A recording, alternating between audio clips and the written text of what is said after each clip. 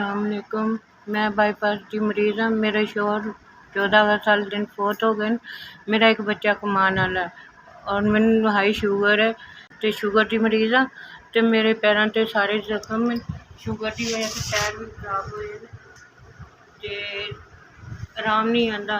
दवाई जी ना कभी मिलती है तो कभी नहीं मिलती। बच्चा मेरा एक ही कमान वाला है, हुण किन्नी क दवाई बंदा उहदे च लिया सकदा।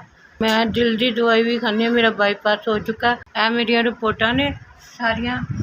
एक बच्चा कमान वाला है, चाहे असीं दवाइयां लै लीए ते चाहे असीं रोटी खा लीए। बिजली का बिल ते मकान का किराया किद्दां असीं पूरा करिए? बड़ी मेहरबानी, तुसीं मेरी मदद करो।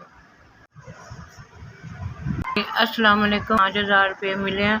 आपको अल्लाह खुश रखे, आबाद रखे और आप लोगों की मदद करते रहें। आपको अल्लाह खुश रखे, आपके बच्चों को सलामत रखे, लंबी लंबी ज़िंदगी दे, तंदुरुस्ती दे। आपको अल्लाह आपके रिज़्क़ में बरकतें डाले, अल्लाह सलामत रखे, लंबी ज़िंदगी दे और तंदुरुस्ती अता करे अल्लाह मियाँ।